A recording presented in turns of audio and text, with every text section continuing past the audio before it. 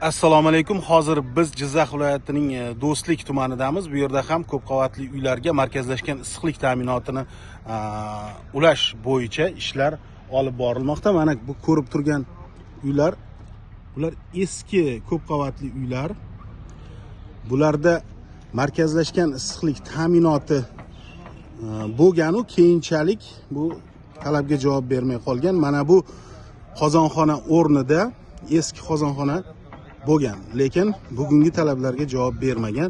Shu bois bu yerda hozir umumiy summasi 11 milliard 750 million so'mlik obyekt qurilishi davom etmoqda. Deyarli yakuniga yetgan. Birinchi bosqichda 18 ta ko'p qavatli uy va ijtimoiy soha obyektlariga va ikkinchi bosqichda jami 30 ga yaqin ko'p qavatli uy va ijtimoiy soha obyektlariga markazlashgan issiqlik ta'minotini yetkazib berishi rejalashtirilgan.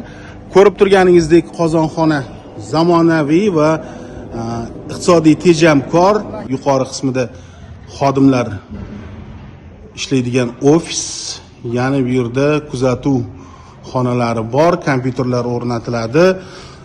Hozir deyarli qurilish ishlari yakuniga yetgan. Orqa tomonga mana e'tibor qiladigan bo'lsak, Yangi O'zbekiston massivida ham qurilish ishlari davom etmoqda. Uylar qad ko'taryapti. Ayni daqiqalarda issiqlik ta'minoti aksiyadorlik jamiyati boshqaruv raisining birinchi o'rinbosari Sherzod Sultonov bu yerdagi ishlarni ko'zdan kechiryapti va e'tibor qilinishi kerak bo'lgan jihatlar haqida o'z tavsiyalarini bermoqda.